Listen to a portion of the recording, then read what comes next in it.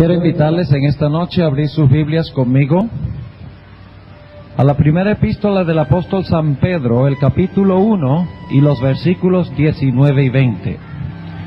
Primera de Pedro, el capítulo 1 y el versículo 19 y 20. En esta noche vamos a estudiar el éxodo de Cristo en el santuario. Pero antes de hacerlo, quiero invitar a los presentes a que inclinen sus cabezas reverentemente para pedir que Dios bendiga el estudio de su palabra. Oremos. Amante Padre Celestial, gracias te damos, Señor, por las maravillas de tu santa palabra. Gracias te damos porque a través de ella tú nos sacas de las tinieblas a tu luz admirable. Y en esta noche venimos a ti necesitando desesperadamente la iluminación de tu Santo Espíritu. Así es que pedimos que abras nuestras mentes para que podamos comprender las maravillas del santuario y podamos nosotros mismos tomar los pasos necesarios siguiendo a Jesús en el santuario. Te lo pedimos en su nombre. Amén. En esta noche vamos a hablar del éxodo de Cristo en relación con el santuario. Y vamos a encontrar en nuestro estudio que el año de agricultura judío, los festivales, la historia de Israel y el éxodo de Cristo en el santuario siguen la misma secuencia, que es lo que hemos estado estudiando durante el transcurso de esta semana. Ahora vamos a empezar en el otoño. Ese es un buen lugar donde comenzar, ¿verdad? Es donde hemos estado comenzando siempre. Empecemos en el otoño. ¿Qué pasaba en el otoño? Caía lluvia y se sembraba ¿qué? Se sembraba la semilla, que luego iba ¿a qué? A morir, a germinar y a producir ¿qué? Abundante fruto. Ahora, en el éxodo de Cristo surge la pregunta: ¿cuándo fue sembrada la semilla del plan de salvación que iba a llevar a la redención de una muchedumbre de personas en el reino de Cristo Jesús? Yo creo que ya ustedes saben dónde fue. Primera de San Pedro, el capítulo 1 y el versículo 19 y 20. Y vamos a leer el versículo 18 para captar el contexto. Sabiendo que habéis sido rescatados de vuestra vana conversación, la cual recibisteis de vuestros padres, no con cosas corruptibles como oro o plata, sino con la sangre preciosa de Cristo, como de un cordero sin mancha y sin contaminación. Y el versículo clave es el versículo 20. Dice en el versículo 20, ya ordenado. ¿Qué significa eso? Que ya la muerte de Cristo estaba ¿qué? Ordenada. Ya ordenado desde antes de la fundación del mundo, pero manifestado en los postrimeros tiempos por amor de vosotros. Vamos a leer un par de textos más sobre cuándo se sembró la semilla del plan de salvación. Busquemos en nuestras Biblias Hebreos, el capítulo 13 y el versículo 20. Hebreos, el capítulo 13 y el versículo 20. Y vamos a leer también el versículo 21. Hebreos 13 y el versículo 20 y también el versículo 21. Y el Dios de paz, que sacó de los muertos a nuestro Señor Jesucristo, el gran pastor de las ovejas, por la sangre del testamento que eterno, cuando se estableció el plan de la salvación, en los siglos de la eternidad, antes de que el hombre pecara, se sembró la semilla del plan de salvación. Un texto más. Apocalipsis, el capítulo 13 y el versículo 8. Un texto que conocen indudablemente muy bien, pero vale la pena leerlo nuevamente. Noten lo que dice aquí. Y todos los que moran en la tierra le adoraron, cuyos nombres no están escritos en el libro de la vida del Cordero, el cual fue ¿qué? Muerto. ¿Desde cuándo? Desde el principio del mundo. ¿Cuándo fue sembrada la semilla del plan de salvación? En los siglos de la eternidad, según nos dice las Sagradas Escrituras. Dios creó a Adán y Eva perfectos, en un hogar perfecto, sin mancha ni tacha de pecado. Pero antes de eso, Dios había elaborado el plan de salvación, había sembrado la semilla en el concilio eterno que menciona Zacarías el capítulo 6 y el versículo 13 con el Padre. Había sembrado la semilla del plan de la salvación. Luego Adán y Eva pecaron y trajeron un invierno de esclavitud y servidumbre a la raza humana. Vamos a leerlo en Hebreos el capítulo 2 y el versículo 14 y el versículo 15. La condición en la cual se encontró el pueblo en el mundo. La situación en la cual se encontraron los seres humanos después de que Adán y Eva pecaran. Dice, según el texto que mencioné, algo muy interesante. ¿Cuál era la situación del hombre cuando pecó? Hebreos 2 y el versículo 14 y el versículo 15 dice, así que, por cuanto los hijos participaron de carne y sangre, ¿quiénes son los hijos? Nosotros. Él también participó de lo mismo, para destruir por la muerte al que tenía el imperio de la muerte, es a saber, el diablo. ¿Y qué dice el versículo 15? Y librar. ¿Qué significa librar? ¿A quiénes libran ustedes? Cuando hablamos de librar a alguien, es porque esa persona antes era ¿qué? Era esclava. Dice, y librar a los que por el temor de la muerte estaban por toda la vida sujetos ¿a qué? A servidumbre. ¿En qué situación se encontró el hombre después del pecado?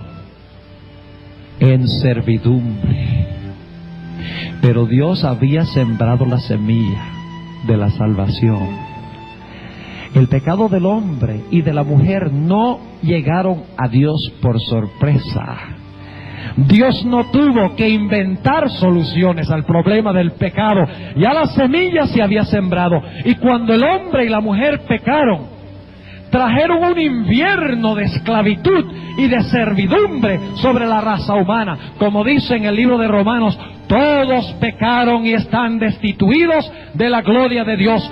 No hay justo ni aun uno. La paga del pecado es ¿qué? Muerte. Un invierno de oscuridad. ¿Qué representa la oscuridad en la Biblia? El pecado. Un invierno de frío. Un invierno de infertilidad. ¿Ustedes recuerdan cuál era el primer festival que daba un indicio de esperanza? El Festival de las Luces. Se conoce también como el Festival de ¿qué? De dedicación. ¿Y qué se hacía en el Festival de dedicación? En el Festival de dedicación se dedicó el altar de ¿qué? el altar del sacrificio. Ustedes recuerdan que mencionamos eso. Y al dedicar el altar del sacrificio, se estaba indicando de que sobre ese altar que había sido consagrado iba a venir uno que iba a morir para libertar a la raza humana, ¿no es verdad? Según hemos estudiado. Ahora el hombre, en medio de la servidumbre y de esclavitud del pecado, llenos de terror y temor por causa de la muerte, casi sin esperanza, vino un rayo de esperanza. Y ese rayo de esperanza lo encontramos en una dedicación muy interesante. Se encuentra en el Evangelio según San Lucas. El Evangelio según San Lucas, el capítulo 1. El capítulo 1. Y noten, vamos a leer varios versículos en este capítulo. Vamos a empezar en el versículo 59. ¿Saben ustedes que el Festival de las Luces, saben cuál es el símbolo del Festival de las Luces? El símbolo es el candelabro que tiene 8 brazos. No, señor. El que estaba en el santuario tenía 7. Pero si ustedes buscan en una tarjetería, cuando viene la fiesta de Hanukkah en diciembre, ustedes van a encontrar que el símbolo que se usa para el Festival de las Luces de Hanukkah era un candelabro de 8 brazos. Y los judíos no saben qué es lo que están haciendo. Pero el Nuevo Testamento lo explica. Note lo que dice el versículo 59. Y aconteció que al octavo día vinieron para circuncidar al niño. ¿Para qué trajeron a Jesús al templo? Para circuncidarlo. ¿Y cómo llamamos nosotros lo que se hizo con Jesús allí? Dedicación. Noten lo que sigue diciendo. Y aconteció que al octavo día vinieron para circuncidar al niño y le llamaban del nombre de su padre Zacarías, y respondiendo su madre dijo: no, sino Juan será llamado. Y le dijeron: ¿por qué? Nadie hay en tu parentela que se le llame este nombre. Y hablaron por señas a su padre como le quería llamar. ¿Qué día se circuncidaba a una persona? Al octavo día. Ahora esto está hablando de Juan, pero dentro de un momento vamos a llegar a Jesús. No se inquieten, versículo 63. Y demandando la tablilla, escribió diciendo: Juan es su nombre. Y todos se maravillaron. Y luego fue abierta su boca y su lengua, y habló bendiciendo a Dios. Y fue un temor sobre todos los vecinos de ellos, y en todas las montañas de Judea fueron divulgadas todas estas cosas. Ahora, la razón por la cual estoy leyendo en cuanto a Juan es porque quiero llegar al versículo 78 y 79. ¿Qué día fue circuncidado Cristo cuando fue llevado al templo? Según el capítulo 2, también el octavo día. Pero hay un punto que quiero enfatizar. Sigamos leyendo en el versículo 65. Y fue un temor sobre todos los vecinos de ellos, y en todas las montañas de Judea fueron divulgadas todas estas cosas. Y todos los que las oían las conservaban en su corazón, diciendo: ¿quién será este niño? Y la mano del Señor estaba con él. Y Zacarías su padre fue lleno del Espíritu Santo y profetizó diciendo. Ahora Zacarías, ¿qué da? Una profecía en cuanto a qué, en cuanto al nacimiento de otro niño. Noten el versículo 68. Bendito el Señor Dios de Israel, que ha visitado y hecho redención a su pueblo, y nos alzó un cuerno de salvación en la casa de David su siervo. Juan el Bautista era el cuerno de salvación. No. En el Antiguo Testamento el cuerno de salvación, ¿quién es? Es Jehová en los Salmos. Sigue diciendo en el versículo 70, como habló por boca de sus santos profetas que fueron desde el principio, salvación de nuestros enemigos y de mano de todos los que nos aborrecieron, para hacer misericordia con nuestros padres, y acordándose de su santo pacto, del juramento que juró ¿a quién? A Abraham, nuestro padre, que nos había de dar, que sin temor, librados de nuestros enemigos. ¿Y quién es el peor enemigo del hombre? Satanás y el pecado. Les serviríamos. Noten en qué situación que se encontraba el pueblo cuando nació Juan. en servidumbre en el invierno de infertilidad y oscuridad. Y dice en el versículo 75, en santidad y en justicia delante de Él todos los días nuestros. Y tú, niño, profeta del Altísimo, serás llamado, porque irás ante la faz de ¿quién? Juan fue levantado para ir ante la faz del Señor. ¿Y quién es el Señor? Jesús.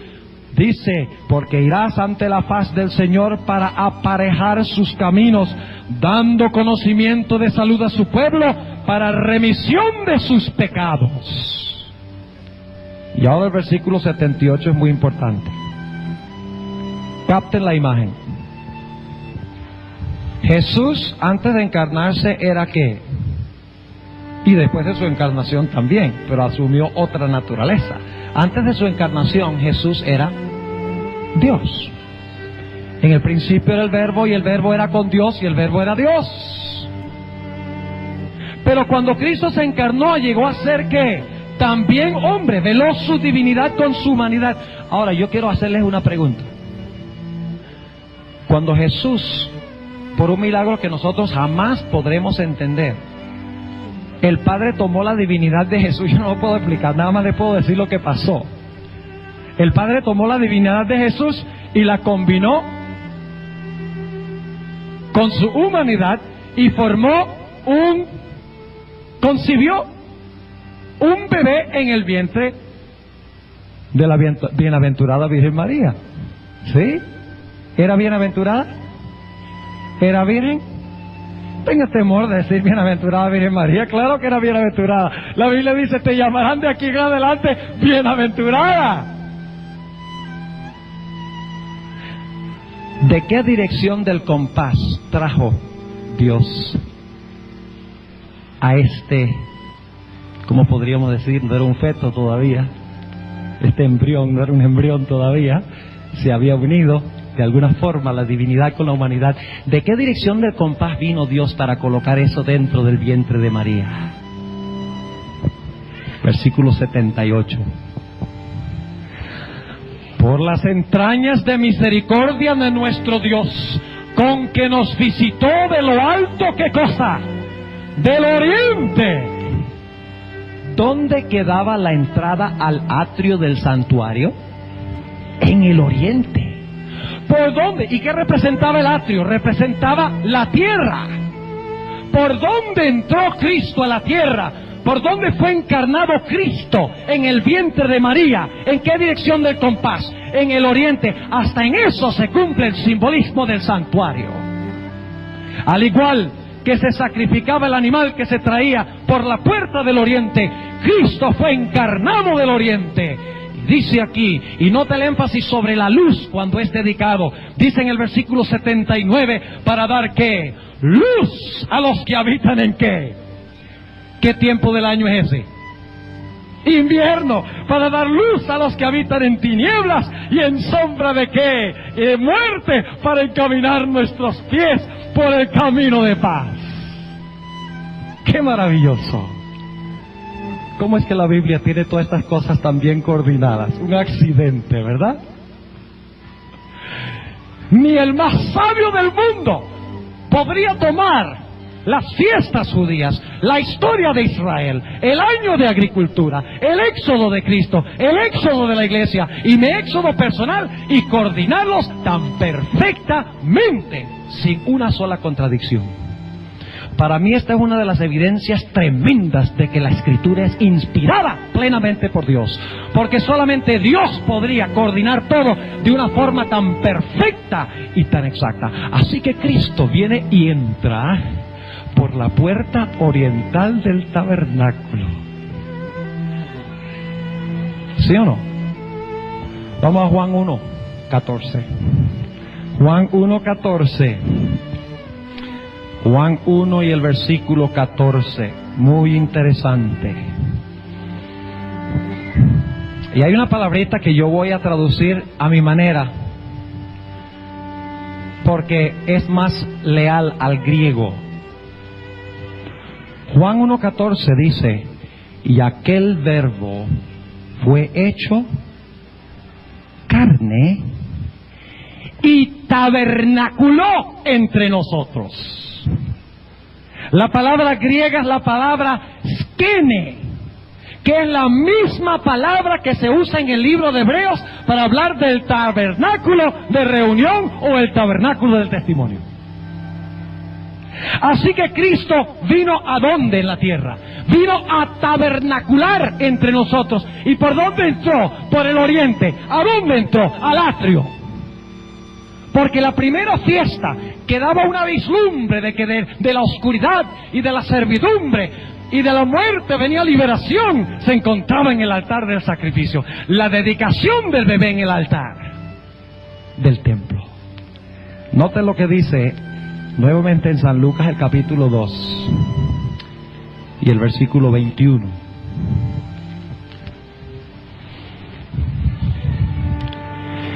Y pasados los 8 días,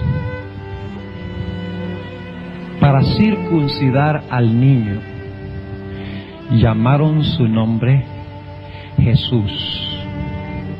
¿Saben ustedes lo que significa el nombre Jesús? Significa Jehová salva. Jehová salva. ¿Qué nombre se le dio a Jesús cuando fue dedicado? Jehová salva. Era un indicio de que la salvación venía por parte de Jehová. Y dice, al 8º día, en la dedicación llamaron su nombre Jesús, el cual le fue puesto por el ángel antes que él fuese concebido en el vientre. Y como se cumplieron los días de la purificación de ella conforme a la ley de Moisés, le trajeron a Jerusalén. ¿Para qué? ¿Cuál es otra palabra para presentarle? Cuando nosotros presentamos niños hoy, ¿cómo se llama eso? Dedicación, exactamente. Como está escrito en la ley del Señor, todo varón que abriere la matriz será llamado santo al Señor, para dar la ofrenda conforme a lo que está dicho en la ley del Señor. Un par de tórtolas o 2 palominos que tiene un simbolismo en sí mismo que podríamos hablar 15, 20 minutos nada más sobre ese simbolismo, pero no lo vamos a hacer, porque yo creo que ustedes tienen el cuadro claro en su mente. La semilla de la salvación sembrada en los siglos de la eternidad. Luego viene un invierno terrible de servidumbre, pero en medio del invierno viene el festival de dedicación. Nace el niño, es dedicado en el templo, viene por la puerta oriental para atraer ¿qué? A los seres humanos. Luz a los seres humanos. El festival de dedicación.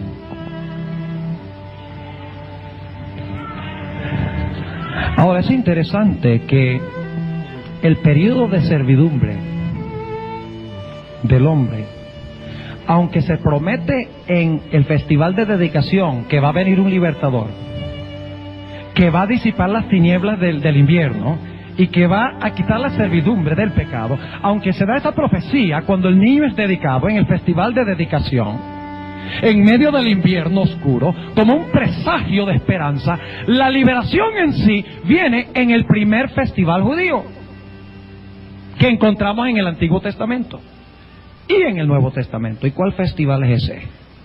La Pascua. ¿Dónde era sacrificado el cordero?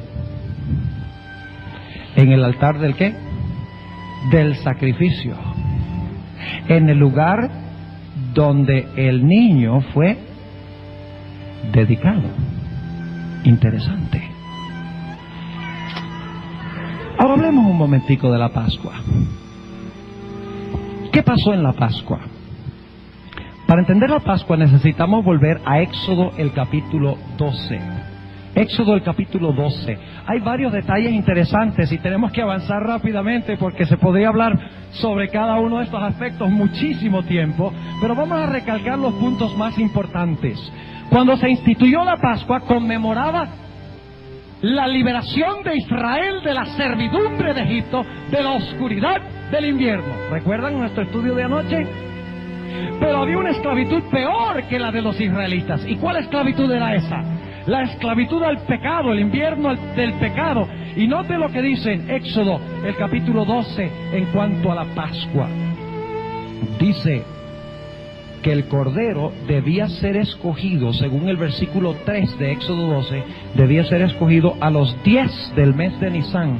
¿Y cuándo se sacrificaba? El 14. ¿Cuántos días antes tenía que ser escogido el cordero?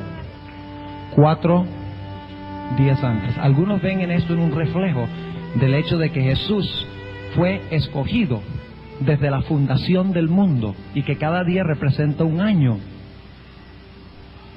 Porque esta es una profecía, ¿sí o no? ¿La Pascua es una profecía? Claro que sí. Y aplicando el principio día por año, ¿qué tenemos? 4 años. Pero ¿qué tenemos que hacer con los 4 años? Tenemos que aceptarlos como simbólicos. ¿De qué cosa? 4,000 años de pecado. Ahora, yo sé que ustedes han oído que Jesús vino cuando habían existido ¿cuánto tiempo? 4,000 años de pecado. ¿Y cuántos milenios han pasado casi desde que Jesús vino a esta tierra? 2,000. ¿Cuántos miles son? 6,000. ¿Creen ustedes que el milenio 7,000 tiene algún significado? Les dejo esa pregunta en su mente. Versículo 5. El cordero será sin qué? Sin defecto. ¿Jesús fue sin defecto cuando fue sacrificado? Sí. Sigue diciendo que debían comer la carne, ¿verdad? La carne del cordero. Jesús dijo que debemos comer su carne. En Juan el capítulo 6, sí lo dice. Además de eso, dice que ningún hueso debía ser ¿qué? Quebrado. ¿Algún hueso del cuerpo de Jesús fue quebrado? ¡No! ¿Quién es el Cordero Pascual? El Cordero Pascual que viene y muere e interrumpe la servidumbre es Cristo Jesús. Vamos a 1 Corintios, capítulo 5. 1 Corintios, el capítulo 5, y vamos a leer el versículo 7 y el versículo 8. 1 Corintios 5 y el versículo 7 y el versículo 8. Dice: limpiad pues la vieja levadura, para que seáis nueva masa, como sois sin levadura, porque nuestra ¿qué? Porque nuestra Pascua, que es Cristo, fue ¿qué? Sacrificada por nosotros. ¿Quién es la Pascua? Cristo. ¿Y en qué momento llegó a ser Cristo la Pascua? En el momento de su ¿qué? De su sacrificio. Vamos ahora a San Juan 12, que ya hemos estudiado antes, pero vamos a San Juan 12 y el versículo 24.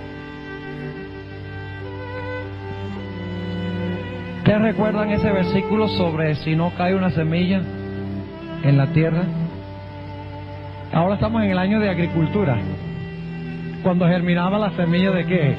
De trigo, y luego más adelante en el Pentecostés producía ¿qué? Fruto. Noten lo que dice San Juan 12 y el versículo 24. De cierto os digo que si el grano de ¿qué? De trigo, ahí está el año de agricultura. Si el grano de trigo no cae en la tierra, ¿y qué? Y muere, él solo queda. Mas si muriere, ¿qué va a pasar? Mucho fruto lleva. ¿Y de qué estaba hablando Jesús? Noten el versículo 32 y 33. Y yo, si fuere levantado de la tierra, a todos traeré a mí mismo. Y esto decía, dando a entender de que ¿qué? De qué muerte había de morir. Ese es el año de agricultura, la muerte de la semilla de trigo. La muerte de Cristo trae ¿qué cosa? Liberación de la esclavitud y la servidumbre al pecado. Ha sido introducido un medio para reconciliar al hombre con Dios. Volvamos a Hebreos, el capítulo de donde leímos hace algunos momentos. Hebreos, el capítulo 2. Hebreos, el capítulo 2. Y vamos a notar en este contexto lo que dice el versículo 14 y 15. Jesús, cuando murió, dijimos que trajo liberación, al igual que cuando el Cordero murió en Egipto, trajo ¿qué? Liberación del invierno. ¿Cuándo era la Pascua? ¿En la qué? en la primavera. La primavera era un tiempo de muerte o de vida. Era un tiempo de vida. Ahora noten lo que dice Hebreos el capítulo 2 y el versículo 14 y 15 que leímos hace algunos momentos. Así que por cuanto los hijos participaron de carne y sangre, Él también participó de lo mismo. ¿Para hacer qué cosa? Para destruir por la muerte al que tenía el imperio de la muerte, es a saber, al diablo. ¿Qué pasa con el dragón cuando Cristo... ¿Qué pasó cuando Israel fue sepultado en el Mar Rojo? ¿Qué pasó con todos los enemigos? Con Faraón, el gran dragón, que tenía siervos y esclavos al pueblo. ¿Qué fue lo que pasó? La Biblia dice que todos fueron ahogados en las aguas y no quedó ni uno. Aquí dice que como resultado de la muerte de Cristo, el gran dragón quedaba condenado ¿a qué? A muerte. ¿Y cuál es el resultado? El versículo 15. ¿Qué trae la Pascua? La Pascua no solamente nos trae liberación, sino que trae la garantía de muerte del dragón y nos trae libertad. Versículo 15 dice, y librar, es decir, por su muerte, y librar a los que por el temor de la muerte estaban por toda la vida sujetos ¿a qué? Sujetos a servidumbre. ¿Cuándo termina el invierno en el éxodo de Cristo? ¿Cuándo termina el invierno en el éxodo de Cristo? En la Pascua. ¿En cuál festival ya se da un presagio y anuncio de que viene uno que ha sido dedicado, de que va a vencer el pecado y va a eliminar la oscuridad y la servidumbre? ¿Cuál festival? ¿El de las luces o el de la dedicación? ¿Cuándo fue sembrada la semilla? ¿Desde cuándo? Desde antes de la fundación del mundo. ¿De dónde encarnó Dios el Padre a Cristo en el atrio? Del oriente. Ahora sigamos. Tenemos que avanzar un poco más rápido. ¿Saben ustedes que el Señor Jesucristo murió en el exacto día y en la precisa hora en que se iba a sacrificar el cordero en el templo? En el deseo de toda la gente, la sierva del Señor da una descripción muy gráfica de este evento. Dice ella que a las 3 de la tarde aproximadamente, el sacerdote se encontraba con el cuchillo levantado, listo para clavarle el cuchillo en el cuello al cordero para degollarlo y derramar su sangre. Cuando de repente hubo un tremendo terremoto que sacudió el templo, el monte del templo. Y dice ella que en esa hora precisa fue cuando Jesús dijo, ¿qué cosa? Consumado es. En tus manos encomiendo mi espíritu, y murió como el cordero pascual. A la hora exacta, cuando se iba a sacrificar el cordero, Cristo murió. Y dice la sierva de Dios que el sacerdote soltó el cuchillo y salió corriendo. El cordero se escapó. ¿Por qué razón? Simbolizando de que el cordero ya no tenía que morir, porque el verdadero cordero de Dios había muerto en la cruz del Calvario para la redención del ser humano. Gloria al Señor. Los festivales se cumplen al pie de la letra, y el año de agricultura también. Ahora avancemos a las primicias. Las primicias. ¿Cuál mueble sigue en el santuario después del altar del sacrificio? El lavacro. ¿Qué representa el lavacro? ¿Qué cosa? La resurrección. Ahora yo quiero preguntarles algo. ¿Ustedes creen que había algo entre el altar, algo que sucedió en los festivales judíos entre el altar y el lavacro? Había un festival que empezaba entre el día 14 de Nisan y el día 16 de Nisan. ¿Qué fiesta empezaba? Una de las fiestas primaverales. ¿La fiesta de los qué? De los panes sin levadura, de los ácimos, sin levadura. Ahora fíjense qué interesante va a ser este punto que voy a presentar ahora.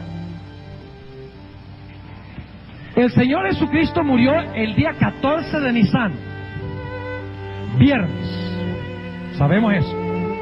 Si ustedes leen Lucas 23, 54 hasta Lucas 24, 1, ustedes van a captar la secuencia clara de que Cristo murió viernes a las 3 de la tarde.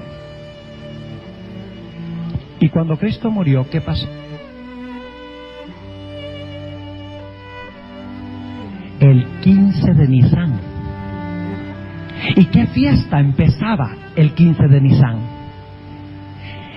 La fiesta de los panes sin levadura. O sea que el día exacto cuando los discípulos y los judíos estaban comiendo los panes sin levadura, el cuerpo de Cristo reposaba en el sepulcro nuevo. Al igual que Jesús reposó de sus obras de creación el séptimo día, el Creador reposó de sus obras de redención el séptimo día de la semana. El sábado nos recuerda el Creador y nos recuerda también ¿qué cosa? El Redentor. Por eso, si ustedes miran en Éxodo 20, la razón para observar el sábado es la creación. Pero si ustedes leen los 10 mandamientos como se encuentran en Deuteronomio 5, donde se repiten, la motivación de la observancia del sábado es la redención de Israel de Egipto. ¿Sabían ustedes eso? ¿Cuántos sabían que los 10 mandamientos se mencionan el sábado en 2 diferentes formas? Hay algunos, vamos a leerlo entonces. Vamos al libro de Deuteronomio, el capítulo 5. Hay 2 motivos para guardar el sábado. Algunos dicen que el sábado fue clavado en la cruz. Mentira. El sábado fue reafirmado por el descanso de Cristo en el sepulcro de sus obras de redención.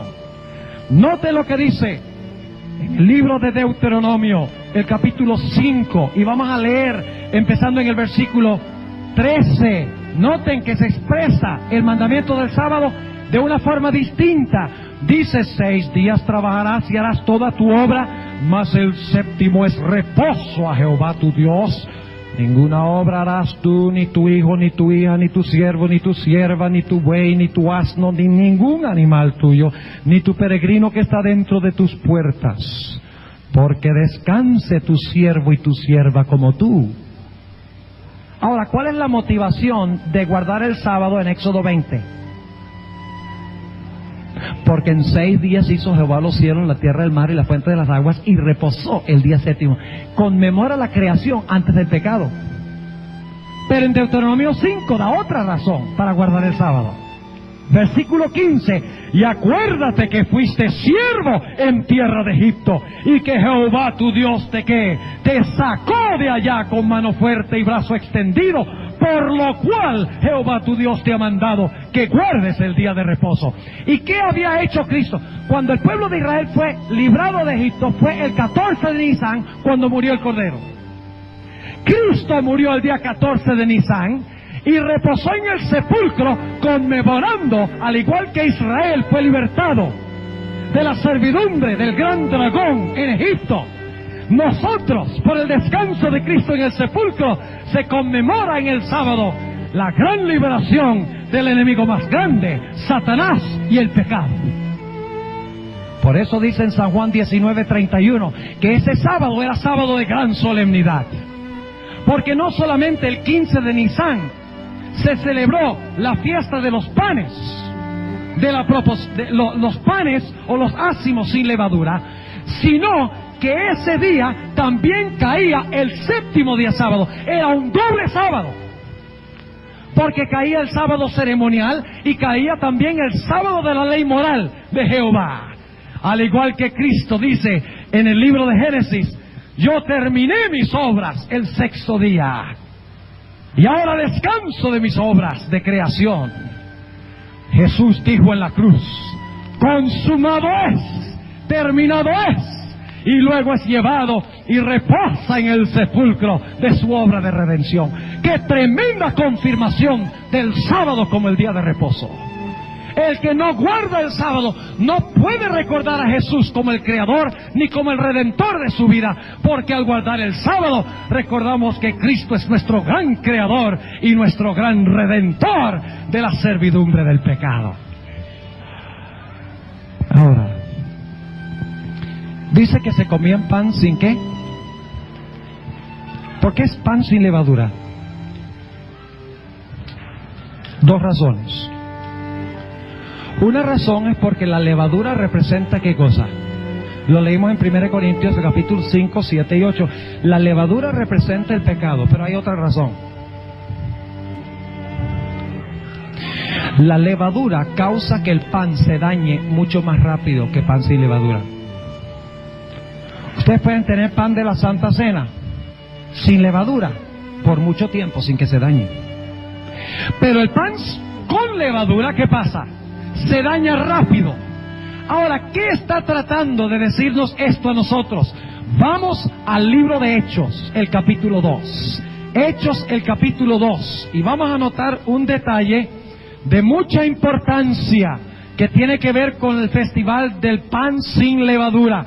Dice en Hechos, el capítulo 2 y el versículo 25. Porque David dice de él, es decir, dice de Cristo: veía al Señor siempre delante de mí, porque está a mi diestra, no seré conmovido, por lo cual mi corazón se alegró y gozóse mi lengua, y aún mi carne descansará en esperanza. Y aquí está hablando Jesús, es una profecía de David. Dice que no dejarás mi alma en el infierno, ni darás a tu santo que vea ¿qué? Que vea corrupción. Jesús descansó en el sepulcro, un cuerpo limpio, puro, sin pecado, sin levadura. Pero la Biblia dice también que como no tenía levadura, como no tenía pecado, no podía haber en su cuerpo ¿qué cosa? Corrupción. El cuerpo de Cristo jamás se corrompió mientras estaba en el sepulcro. Si se hubiera enterrado cualquier otra persona el viernes, ya para el sábado, en ese calor de la Tierra Santa y en esa humedad del sepulcro, hubiera empezado a ¿qué? A oler, pero no con Jesús. Así que fíjense, la Pascua representa la muerte de Jesús. El inicio de la fiesta de pan sin levadura representa ¿qué cosa? La sepultura de Jesús, el 15 de Nisan y su descanso en el sepulcro el día después de su muerte.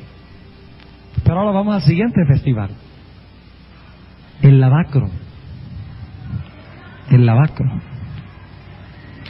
¿Qué representa el lavacro? Vamos al libro de Tito. Tito, el capítulo 3 y el versículo 5. Tito, el capítulo 3 y el versículo 5. Nos dice qué representa el lavacro. Tito es después de segunda de Timoteo. Tito 3:5. Y vamos a leer el versículo 4 para captar el contexto. Mas cuando se manifestó la bondad de Dios nuestro Salvador y su amor para con los hombres, no por obras de justicia que nosotros habíamos hecho, mas por su misericordia nos ¿qué? Nos salvó. ¿Por el qué? Por el lavacro de la regeneración y de la renovación en el Espíritu Santo. ¿Qué representa el lavacro? Representa regeneración, representa renovación. ¿Qué es regeneración? Regeneración es lo mismo que decir nacer de nuevo. Ahora, Jesús estaba muerto y sepultado. ¿Qué necesitaba Jesús? ¿Necesitaba qué? Resucitar. ¿Y qué representa el lavacro? El lavacro representa la resurrección de Jesús. Al igual que Israel salió del Mar Rojo. ¿Están entendiendo lo que estamos diciendo? Al igual que Israel salió del Mar Rojo, una nación libre, Por la muerte del Cordero y por sepultados en las aguas del bautismo, salieron nuevos en el otro lado. Fíjense que ahí también tienen los tres simbolismos. El Cordero muere, son sepultados en las aguas y salen a novedad de vida. Al igual que el Cordero muere, su cuerpo descansa el siguiente día en el sepulcro, en las aguas, por así decirlo, en el corazón de la tierra, como dice Jonás, como dice Mateo 12 y el versículo 40, y luego al tercer día, ¿qué pasa con Jesús? Jesús resucita. El lavacro es regenerado. ¿Por quién fue regenerado Cristo? ¿Quién regeneró a Cristo? ¿Quién resucitó a Cristo? Romanos 8. Romanos el capítulo 8. Romanos el capítulo 8.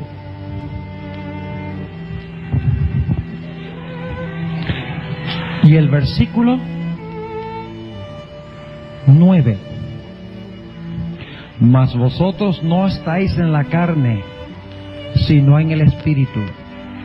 Si es que el Espíritu de Dios mora en vosotros. Y si alguno no tiene el Espíritu de Cristo, el tal no es de él. Sigamos leyendo el versículo 10. Empero si Cristo está en vosotros, el cuerpo a la verdad está muerto a causa del pecado, mas el Espíritu vive a causa de la justicia. Y ahora viene el versículo clave. Y si el Espíritu de aquel que levantó de los muertos a Jesús, ¿quién levantó a Jesús de los muertos? El Espíritu. El que levantó a Cristo Jesús de los muertos, vivificará también vuestros cuerpos mortales por su Espíritu que mora en vosotros. El lavacro de la regeneración y la renovación por el Espíritu. Cristo resucitó por el poder del Espíritu. Y ustedes pueden leer 1 de Pedro 3:18, donde dice que fue muerto en la carne, pero vivificado en el Espíritu. Jesús fue resucitado por el Espíritu Santo. ¿Qué representa el agua en la Sagrada Escritura? Jesús dice, si no fueres bautizados del agua y del ¿qué? Y del Espíritu. Cuando Jesús fue bautizado en el agua, ¿qué descendió sobre él? El Espíritu como paloma. Ese es el lavacro, pero todavía hay más en el lavacro, porque tenemos que entender el festival judío. ¿Cuál es el festival judío que conmemora el lavacro? Que se celebraba el 16 de Nisan, ¿recuerdan? El festival de las ¿qué? De las primicias. ¿Y qué hacían con las primicias? Con las primicias cortaban una gavilla ¿de qué? De avena, ¿no? Ah, ok. Todavía no se me han dormido, ¿no? Cortaban una espiga o una gavilla de cebada antes de cosechar sus campos y la mecían delante del Señor. Ahora, la Biblia no dice mucho en cuanto a cómo se celebraba el festival de primicias, pero hay un libro que se llama el Talmud. ¿Han oído ustedes hablar del Talmud judío? Es un libro que describe, y podemos confiar en lo que dice, porque los judíos son muy meticulosos en su forma de describir las ceremonias que ellos celebraban. Ellos tienen que hacerlo al pie de la letra, así que podemos saber que esa era la forma que se hacía, aunque no están las escrituras. Pero el Talmud es muy antiguo, va inclusive hasta el tiempo antes de Cristo, el contenido del Talmud. Ahora es interesante notar que según el Talmud, la gavilla se cortaba de un campo de un agricultor cerca de la ciudad de Jerusalén, y se echaban suertes para decidir de cuál campo se iba a cortar. Ahora, después de echar las suertes y de cortar la gavilla, no de cortar la gavilla, sino de escoger el campo, el sacerdote iba a la hora del sacrificio vespertino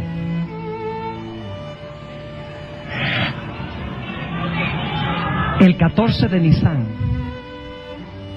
al campo del agricultor para ir en medio de las gavillas y buscar la mejor gavilla. y calculaba cuánto tiempo demoraba para ir desde el templo hasta el campo preciso donde se encontraba la gavilla.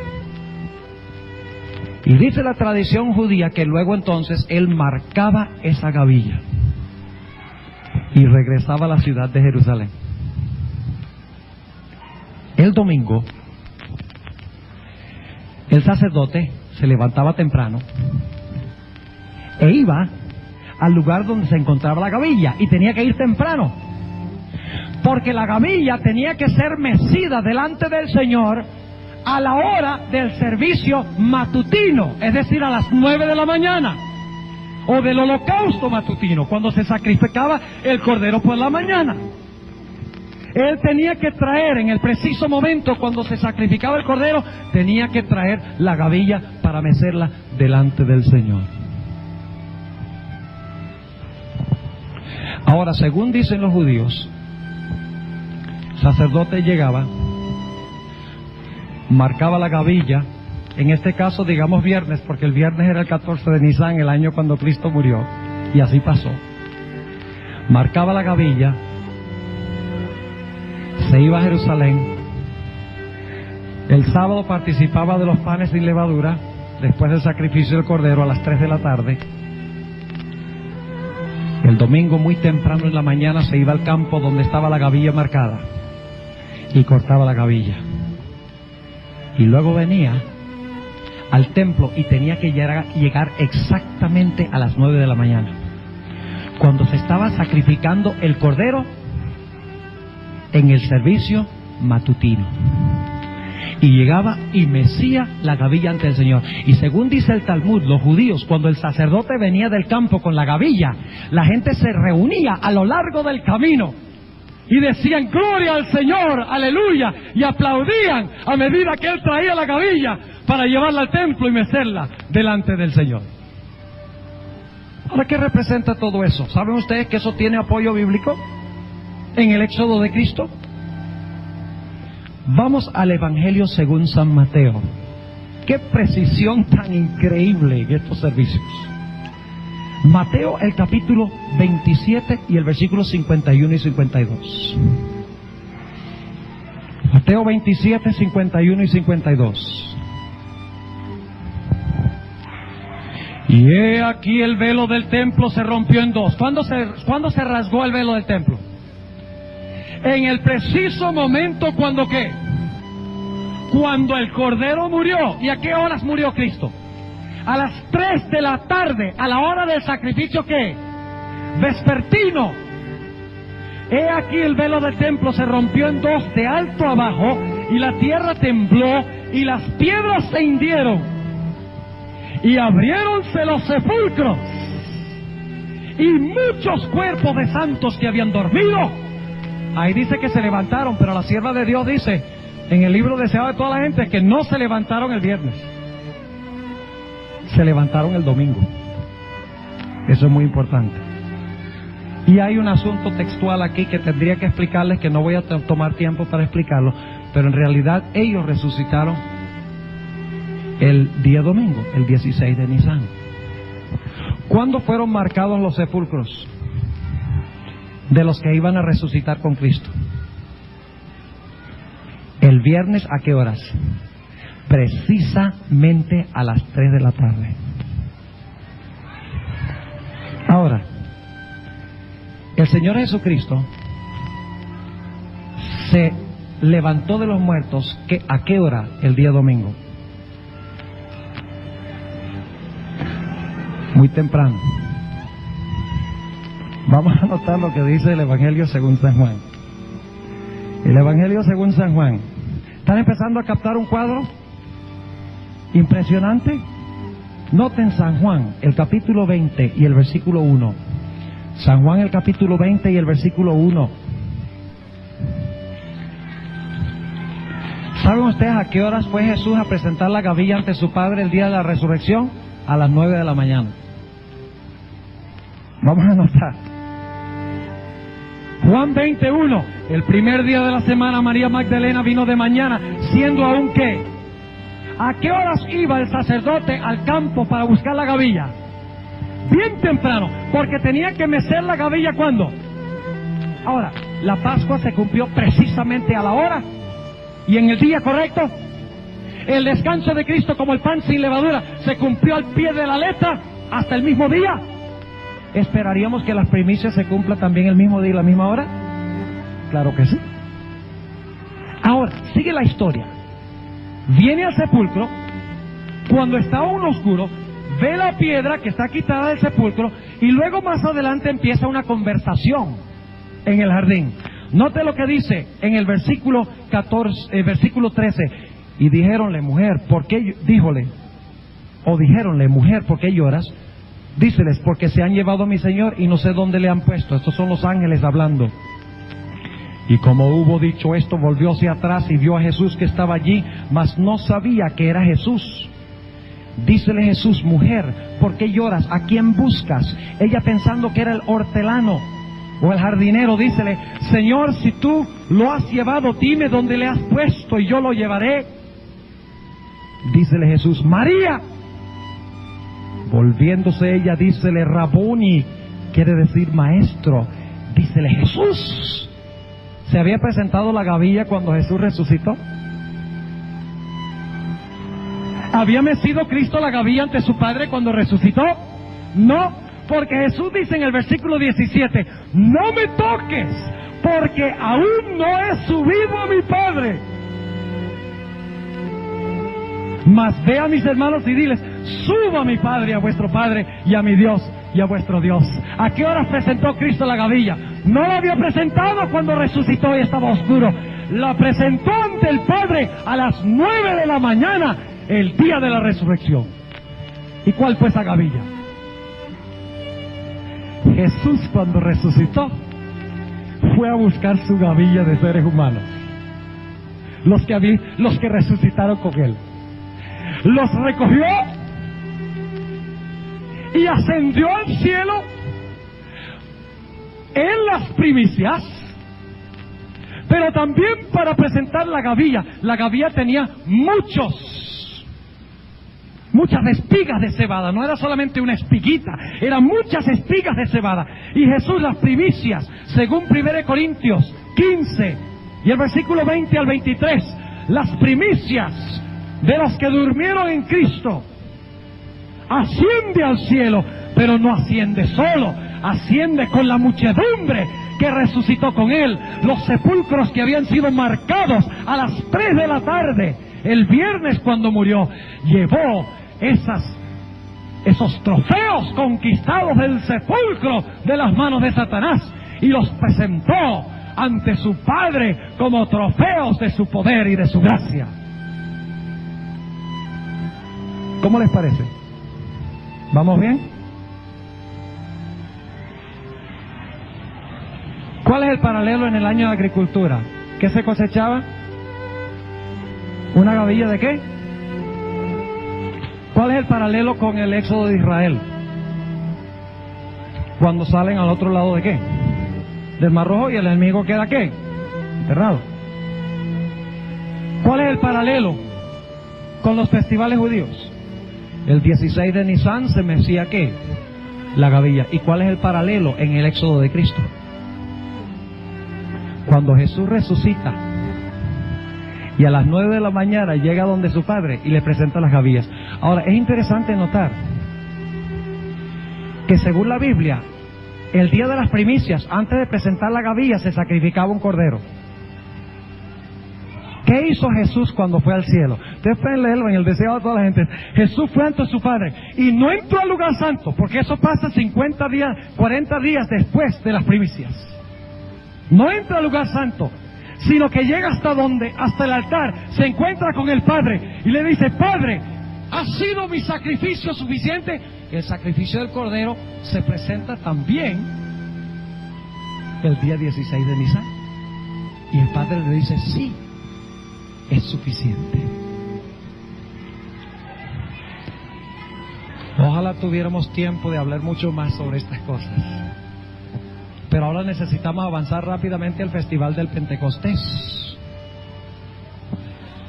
¿Qué tenemos después del altar y el lavacro? Después de la muerte y la sepultura y la resurrección de Cristo, ¿qué tenemos? Tenemos el lugar santo. ¿Y qué había en el lugar santo? Una mesa de panes. ¿Qué más había? Había un candelabro. ¿Y qué más había? ¿El altar de qué? ¿De la intercesión o del incienso?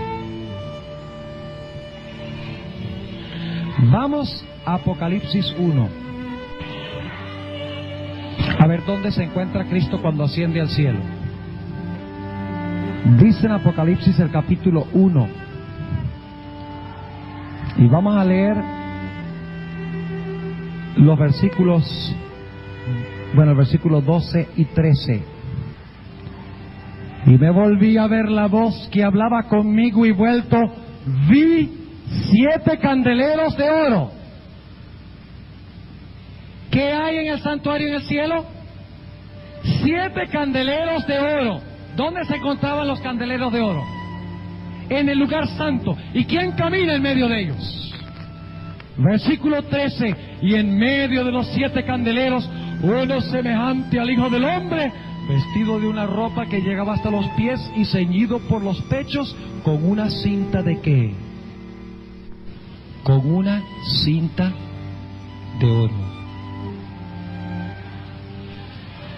Ahora necesitamos hablar brevemente en cuanto al candelabro. ¿Qué era lo que se ponía en el candelabro para que pudiera dar luz? Y como resultado del aceite, ¿daba qué? Fuego. ¿Qué representa el aceite? ¿Y qué representa el fuego? El Espíritu Santo. Ahora, Jesús ascendió al cielo 40 días después que se presentó el sacrificio, después que se presentó la gavilla ante el Señor. 40 días después. Y luego hubo 10 días de preparación. ¿Y llegó cuál día? ¿El día del qué?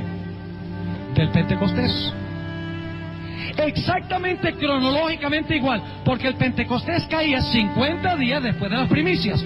Y Jesús sube al cielo después de 40 días, después de la primicia.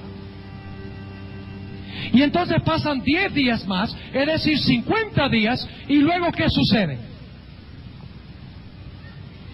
¿Qué sucede? Vamos a Hechos 2. Hechos el capítulo 2.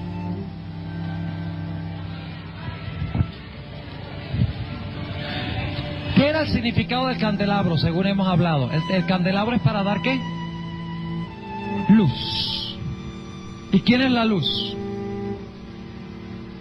¿Y quién más? Nosotros. ¿No es verdad? Jesús dijo, yo soy la luz del mundo, pero también dijo, vosotros sois la luz del mundo. Es decir, que el candelabro representa ¿qué cosa? La testificación, el servicio, compartir la luz de Cristo en el mundo. Ahora, noten lo que dice Hechos, el capítulo 2 y el versículo 1. ¿Y cómo se cumplieron los días de qué? Del Pentecostés. Estaban todos unánimes juntos y de repente vino un ¿qué? Un estruendo del cielo. O sea, se sacudió el aposento alto como un viento recio. ¿Qué representa el viento? También el Espíritu Santo. Jesús dice, el viento va y viene y no lo ves, pero lo sientes. Está hablando a Nicodemo en cuanto al Espíritu Santo. Dice, el cual hinchó toda la casa donde estaban sentados y se les aparecieron ¿qué cosa? Lenguas repartidas como de fuego. ¿El fuego de qué? Del candelabro, donde se encontraba el aceite. ¿Y qué les capacitaba a hacer este fuego? ¿Qué capacidad les daba este fuego? Noten lo que dice en el capítulo 1 y el versículo 8, donde se da la promesa. Dice, mas recibiréis la virtud del Espíritu Santo que vendrá sobre vosotros y me seréis ¿qué? Testigos en Jerusalén, en toda Judea y Samaria y hasta lo último de la tierra. ¡Qué tremendo! Y Jesús está caminando en medio de los candeleros cuando asciende. ¿Entienden que el candelero está involucrado cuando Cristo asciende al cielo? En el preciso día del Pentecostés. Ahora, ¿qué podemos decir en cuanto a la mesa de los panes? Tendríamos que dedicar mucho tiempo para hablar de la mesa de los panes. Y no lo voy a hacer, pero les voy a decir qué representa y voy a leer 2 versículos bíblicos. Dios tiene un trono en el lugar santo y también un trono en el lugar santísimo. En el lugar santo, el trono de Dios es la mesa de los panes. ¿Cuántas hileras de panes había? 2. Representando al Padre y al Hijo. Y ustedes dicen, ¿cómo sabemos que la mesa de los panes representa el trono de Dios? Noten lo que dice Apocalipsis, el capítulo 4 y el versículo 5. El capítulo 4 y el versículo 5. Interesantemente dice algo muy interesante en cuanto a dónde estaba el candelero en relación con el trono. Dice en Apocalipsis 4 y el versículo 5 lo siguiente: y del trono salían relámpagos y truenos y voces. ¿Es eso lo mismo que sucedió en el día de Pentecostés? ¿En el Antiguo Testamento? Sí. Y 7 lámparas de fuego estaban ardiendo, ¿dónde? Delante del trono.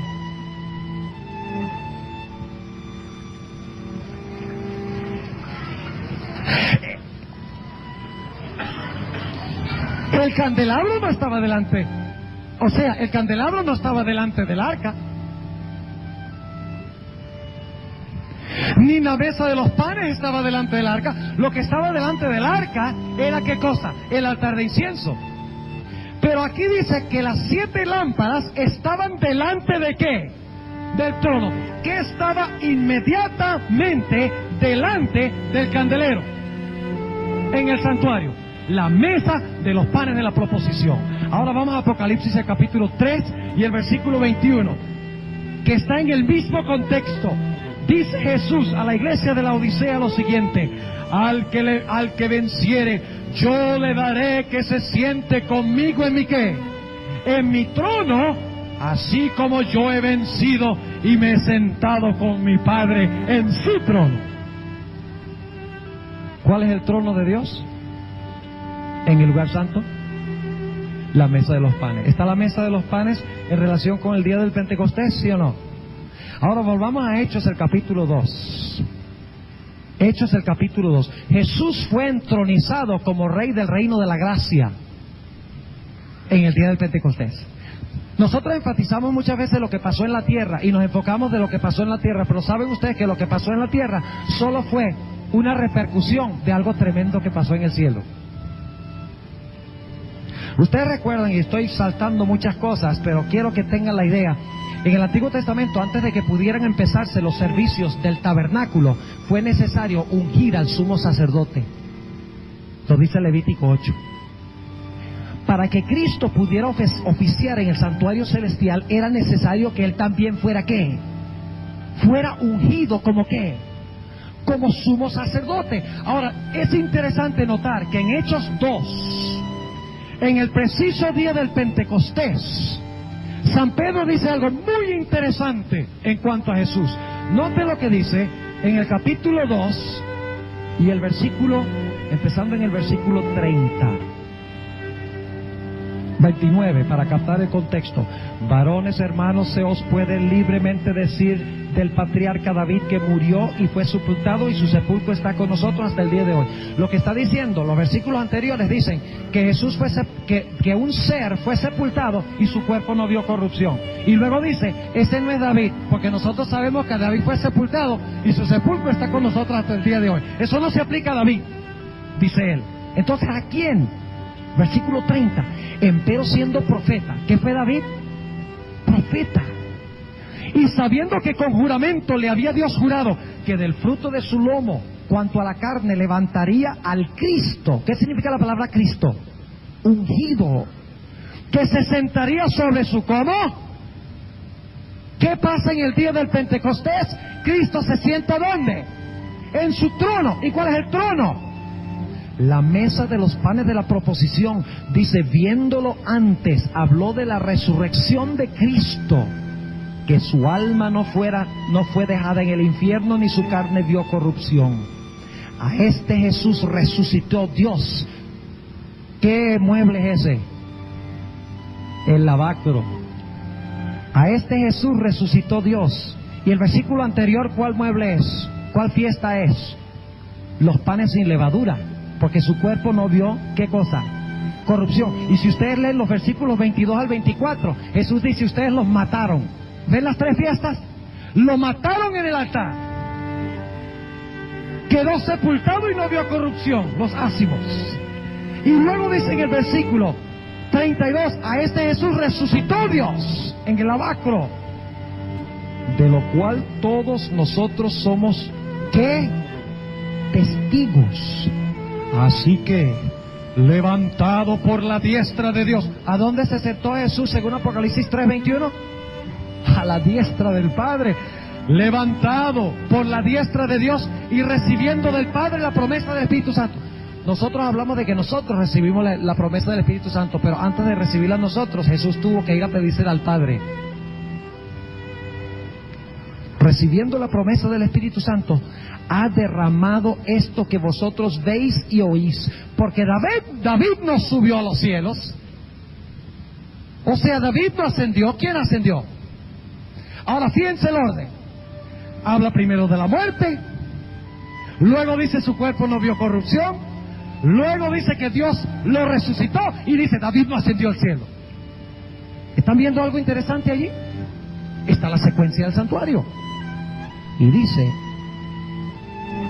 porque David no subió a los cielos, empero él dice, y aquí cita el Salmo 110, y tenemos que ir ahí en un momentico. Porque David no subió a los cielos, empero él dice, versículo 34, dijo el Señor a mi Señor, siéntate a mi diestra. ¿A dónde se sentó según Apocalipsis 3:21? A la diestra del Padre. Siéntate a mi diestra hasta que ponga a tus enemigos por estrado de tus pies. ¿Qué quiere decir eso? Siéntate a mi diestra hasta que ponga a tus enemigos debajo de mis pies. Hay que volver al Salmo 110. Y aquí es que llegamos al altar. Volvamos al Salmo 110. Salmo 110. Y vamos a empezar en el versículo 1, que es el versículo que se cita. Hemos hablado del candelabro. ¿Ven ustedes el candelabro cuando Cristo asciende? El aceite y la luz del candelabro, ¿qué pasa? Se derrama en la tierra. Cristo se sienta en el trono de su Padre, en la mesa de los panes de la proposición, para alimentar a su pueblo con su palabra. ¿Y el altar qué? Salmo 110, versículo 1. Jehová dijo a mi Señor, siéntate a mi diestra en tanto que pongo tus enemigos por estrado de tus pies.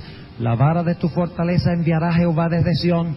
Domina en medio de tus enemigos. Tu pueblo será lo de buena voluntad en el día de tu poder. En la hermosura de la santidad desde el seno de la aurora tienes tú el rocío de tu juventud.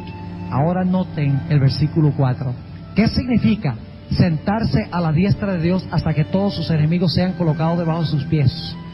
Dice, juró Jehová y no se arrepentirá. Tú eres sacerdote para siempre, según el orden de Melquisedec. Ese es el versículo que cita el apóstol San Pedro en el día del Pentecostés. Dice que Jesús en el Pentecostés se sentó al lado del trono de su Padre, derramó la luz del candelabro y fue instituido como que, como el gran sacerdote del pueblo de Dios. Fue ungido sacerdote. ¿Ven los tres muebles? Tenemos un intercesor entre Dios y el hombre.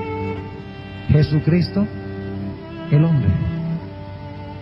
¿Recuerdan la escalera de la cual hablamos en el primer tema? Él es el intercesor. Y saben ustedes, es una tragedia que algunas iglesias enseñan que tenemos que contratar seres humanos que sean nuestros intercesores. En el santuario nosotros encontramos que los seres humanos nada tienen que ver con este proceso de salvación. El santuario es Cristo.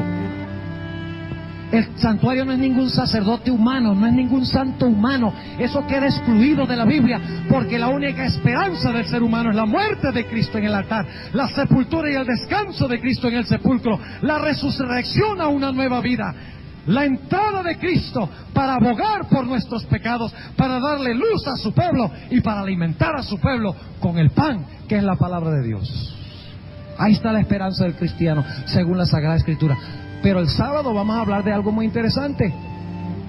Hay un sistema en el mundo que ha falsificado el santuario desde el campamento hasta el lugar santísimo. Inclusive ha metido la mano y ha tratado de cambiar la ley de Dios. Ha metido la mano en el lugar santísimo. Y es un sistema de santuario falso de comienzo a fin, porque en vez de centrarse en Cristo, se centra en uno que la gente pretende que es Cristo, pero no es Dios, sino que es hombre. Y los que siguen ese sistema no pueden ser salvos, porque el hombre no puede salvar. Es Dios, es Cristo el que salva. Lo que estamos hablando aquí, apreciados hermanos y visitas, es que no podemos ser salvos por los seres humanos. El santuario se centra en Cristo Jesús. Ojalá tuviéramos tiempo de hablar de otras cosas. Yo creo que ustedes han captado la imagen.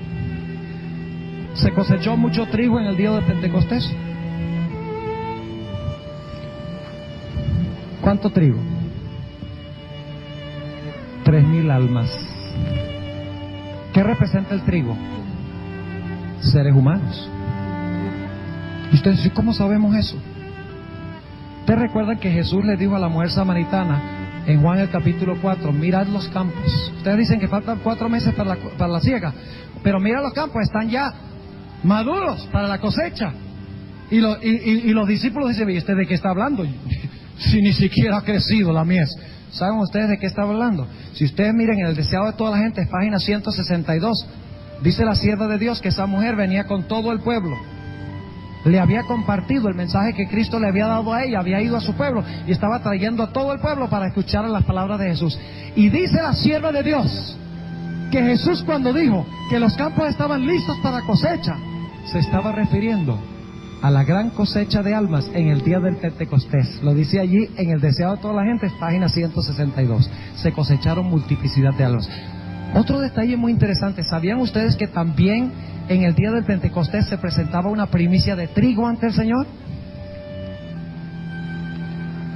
Y si ustedes buscan en el deseado de toda la gente, página 730 hasta la página 734, encontrarán que cuando Cristo ascendió al cielo, 40 días después del Festival de las Primicias, pasó 10 días en el cielo siendo consagrado como sacerdote. Y luego la sierva de Dios dice que Jesús se presentó ante su Padre nuevamente con la gavilla que había resucitado con él. El tercer día, el día de la resurrección, lo volvió a presentar ante el Padre. Por eso en el Pentecostés también se mecía una gavilla, mientras que en el cielo se mecía una gavilla de los que habían muerto y resucitado. En la tierra se meció una gavilla de 3,000 almas, indicando la gran muchedumbre que en el futuro se salvaría en el reino de Dios. Ahora tenemos que ir a los festivales otoñales y va a ir rapidito, vamos a ir, porque ya el tiempo se fue. Ustedes ven que estas cosas son demasiado grandes para cubrir en un tema tan corto, pero si tienen la idea, pueden seguir estudiando e investigando. Ahora déjenme preguntarles esto: ¿qué venía después del Festival de Pentecostés? ¿Me dan algunos minutos más? Yo sé que ustedes tienen problemas con el transporte.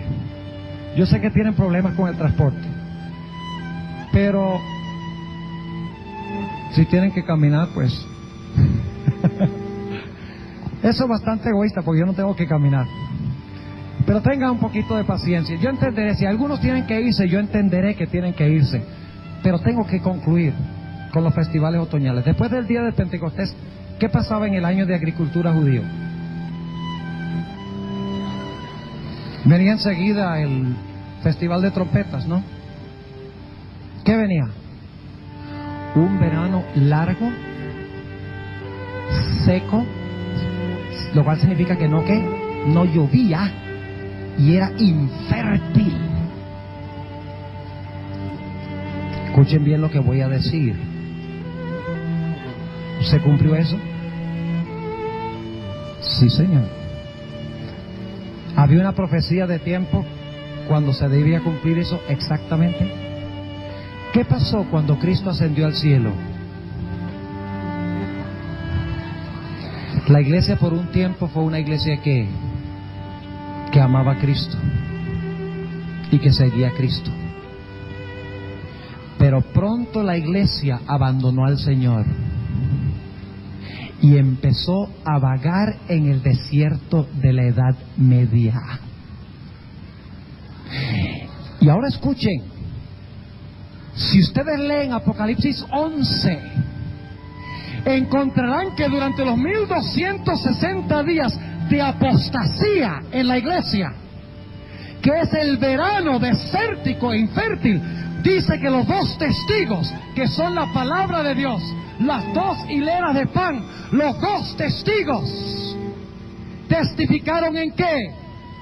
En sacos, y cerraron los cielos para que no ¿qué? Para que no lloviera en los días de su profecía. Ahí está el verano.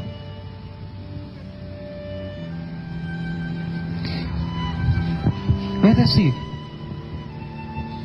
que la mesa de los panes, los dos testigos, se prohibió ahora leer ¿qué cosa? La Biblia. Y como resultado la iglesia padeció ¿qué? Hambre. Ese es el cuarto caballo de Apocalipsis. El caballo amarillo es ese periodo. El caballo del hambre. Porque la mesa de los panes, en vez de estar alimentando a la iglesia, hay un falso sistema en la tierra que está prohibiendo leer la Biblia. La Edad Media también se le conoce como las edades del oscurantismo. ¿Qué era lo que daba luz en el santuario? El candelabro. ¿Y qué representaba el candelabro? El Espíritu Santo. ¿Y qué representa la lluvia? El Espíritu Santo. Es decir, que como se cerró el cielo y no cayó lluvia, no había Espíritu Santo en la iglesia, o escasez del Espíritu Santo. Y como resultado, en vez de luz, habían ¿qué cosa? Tinieblas en la iglesia. Por eso se conoce como las edades oscuras. El verano infértil, seco de la iglesia y del éxodo de Cristo. ¿Qué diríamos del altar? En vez de la gente mirar a Cristo que intercedía por el pueblo, cuando el pueblo elevaba las oraciones a Cristo Jesús directamente a Él en oración, para que Él mezclara las oraciones con sus méritos, se estableció un sistema sacerdotal en la tierra que escondió la obra de Cristo en el cielo. Lo que la Biblia llama el misterio de iniquidad se instituyó. El misterio de piedad es que Dios llegó a ser hombre. El misterio de la iniquidad es cuando un hombre se proclama ¿qué? Se proclama Dios. La Biblia dice que solo Dios puede perdonar pecados, solo Cristo puede interceder, porque solo tenemos un sacerdote, un representante entre Dios y el hombre, Jesucristo el hombre. Él es la escalera, Él es hombre con los hombres y es Dios con el eterno Dios. Y el que depende sobre cualquier ser humano está en bancarrota. ¿Ven cómo en el éxodo de Cristo la iglesia se olvidó de entrar con Cristo al lugar santo? Como resultado había hambre, había oscuridad, y la gente en vez de mirar a Cristo, miraba a un sistema sacerdotal en la tierra que no podía salvar. Ahora vamos al otoño, rapidito. ¿Qué fiestas había en el otoño?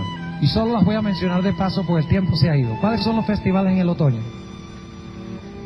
Primero las trompetas. En segundo lugar, ¿qué? El día de expiación. Y en tercer lugar, las cabañas.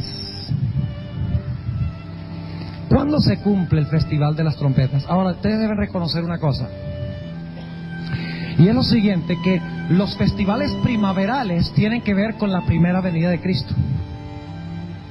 Los festivales del otoño tienen que ver con la segunda venida de Cristo, porque las primaverales vienen al principio del año y las otoñales vienen al final del año. O sea que las fiestas del otoño no se podían cumplir sino hasta después del periodo de oscurantismo. ¿Y cuál fue el periodo de oscurantismo? ¿Cuánto tiempo? Tiempos y la mitad de un tiempo. 1260 años, 1798. Tenían que empezar a cumplirse después de 1798, cuando cayó el sistema que esclavizaba a la gente en la Edad Media. ¿Cuándo sonaron las trompetas? Hubo un tremendo movimiento conocido como el movimiento de los mileritas. Y ustedes encontrarán que muchas iglesias se burlan de los mileritas, porque ellos predijeron que Cristo iba a venir el 22 de octubre de 1844, anunciaron eso. Y Cristo no vino. Y las iglesias dicen, la iglesia adventista se basa sobre un chasco. Pero si ese es el caso, todo el cristianismo se basa sobre un chasco también. Porque los discípulos también esperaban que Cristo se sentara como rey en Jerusalén, y lo que hizo fue morir. Y les tocó estudiar las profecías después, para darse cuenta de dónde se habían equivocado. ¿No es eso lo mismo que pasó con el pueblo adventista? Los mileritas anunciaron, el día del juicio de Dios viene. Ellos lo entendían como la segunda venida. Tenían razón de que iba a pasar algo tremendo el 22 de octubre de 1844. No solo predicaron los mileritas en los Estados Unidos, predicó José Wolf en África, la Kunza en Sudamérica, en Inglaterra, los anglicanos, en todas partes del mundo se sonó las trompetas diciendo, viene el juicio de Dios, prepárate para encontrarte con tu Dios en el día de expiación. El movimiento milerita fue el festival de trompetas. ¿Y qué anunciaron ellos? ¿Qué anunciaban las trompetas? El Yom Kippur, el día de expiación. ¿Y qué pasó después que ellos hicieron su anuncio? El 22 de octubre de 1844, ¿qué hizo Jesús? Pasó, ahora fíjense, vamos en el progreso del santuario. Pasó del lugar santo, ¿a dónde? Al lugar santísimo del santuario, anunciado por los mileritas, para empezar la obra de separación entre las uvas y las olivas o aceitunas. Un juicio que se describe en Apocalipsis 14,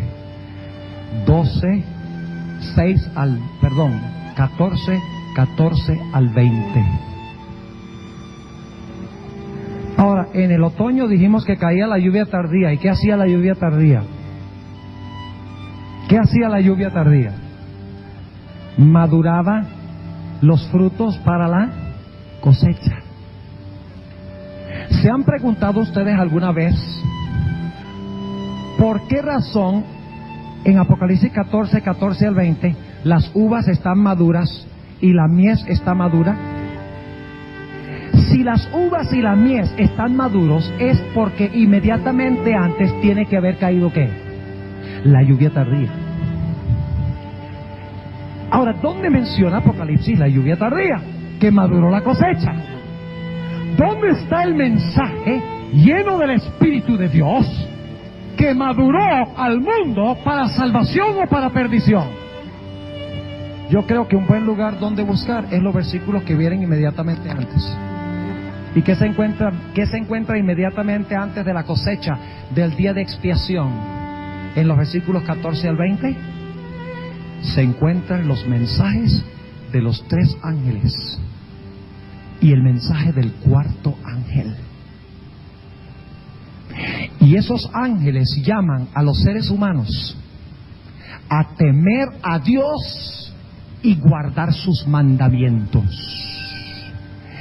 Llama a la humanidad a guardar su santo día, porque dice, adorad a aquel que hizo el cielo, la tierra, el mar y las fuentes de las aguas.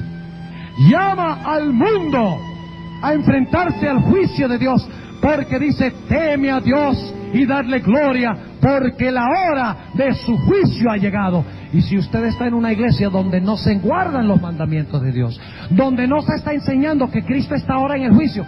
Ven, algunas iglesias dicen que Cristo directamente del altar saltó al lugar santísimo. Y hay algunos teólogos adventistas que están enseñando eso. Dicen, Cristo cuando ascendió al cielo se fue directico al lugar santísimo. ¿Y el lugar santo qué? Vemos en el santuario que el Señor Jesucristo sigue una progresión. En el año 31 muere en el altar. En el año 31 también resucita en el lavacro. En el año 31 entra al lugar santo. ¿Los festivales qué? De la primavera. Pues esos son todos en el año 31. Pero después del periodo de verano, Jesús es anunciado de que va a empezar el juicio y se tocan ¿qué? Las trompetas. Y estamos ahora en el juicio. ¿Sabían ustedes eso? Que estamos ahora en el juicio. Que Cristo está juzgando a los seres humanos en el santuario celestial uno por uno. ¿Has reclamado tú la sangre de Cristo? Para que cuando comparezcas en el juicio no tengas que comparecer tú, sino que pueda representarte Jesús. Porque si vas tú, el Padre va a decir, ¿quién eres tú? Tú eres un pecador. Pero si he aceptado a Cristo y he tomado los pasos, fíjense, si he aceptado a Cristo como mi sacrificio, como mi resurrección, si estudio la palabra, si testifico por el amor a Jesús, si oro pidiendo el perdón por los pecados, entraré con Cristo al lugar santísimo y Cristo será mi representante allí. Hay un solo festival que no se ha cumplido todavía. ¿Cuántos de ustedes creen que estamos cerca del final de la historia? Esto lo comprueba. Porque es que todos los festivales ya se cumplieron, no falta sino uno solo. ¿Y cuál es ese festival? Vamos rápidamente a el de las cabañas, los tabernáculos. Apocalipsis 7. Y vamos a terminar con esto, Apocalipsis 7. Y vamos a leer el versículo 7. No el versículo 7, sino el versículo 9. Apocalipsis 7 y el versículo 9.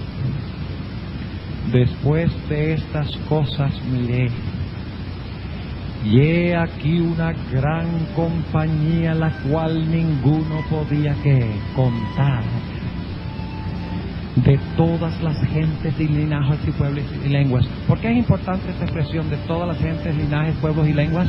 ¿Dónde se encuentra eso en otro lugar en Apocalipsis? En el mensaje del primer ángel. Lo cual indica que estas personas escucharon y aceptaron ¿qué cosa?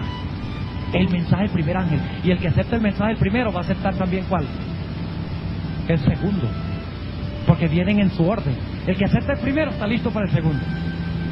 Si en tu iglesia no están guardando el sábado, si en tu iglesia dicen que la ley fue clavada en la cruz, si en tu iglesia están enseñando que puedes comer lo que quieras, a pesar de que la Biblia dice que debemos glorificar a Dios con nuestro cuerpo, si tú estás allí, el llamado del segundo ángel, después del primer ángel, decir guarda los mandamientos de Dios, adora a Dios en su santo día, el mensaje del segundo ángel dice sal de Babilonia. Y el tercer mensaje dice si no sales de Babilonia, con todo el dolor de mi corazón, dice Dios, tendré que derramar sobre ti las plagas sin mezcla de misericordia.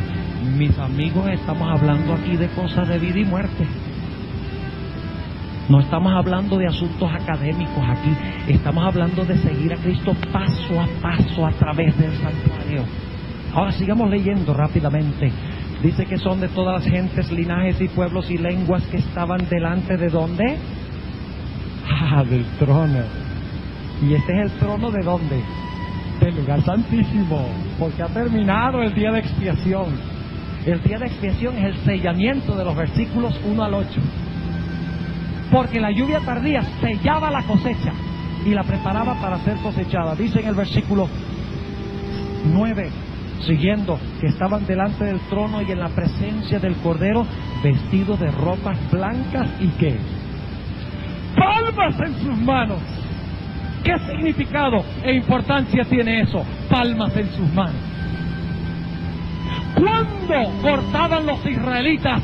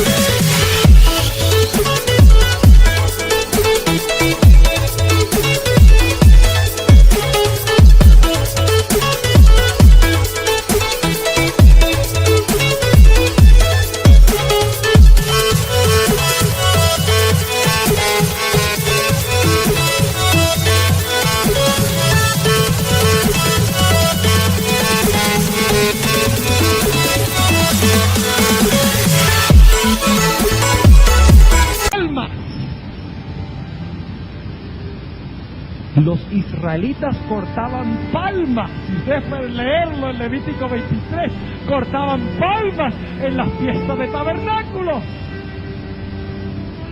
Después del sellamiento del día de expiación, y el sello de Dios es el sábado, ¿viene qué cosa?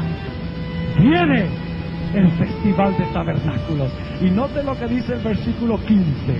Dice, por esto están delante del trono de Dios y le sirven día y noche en su templo.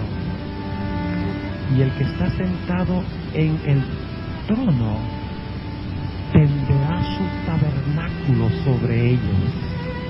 Yo sé que la versión de usted dice su pabellón, pero es la misma palabra tabernáculo sobre vosotros. ¿Cuál festival es este?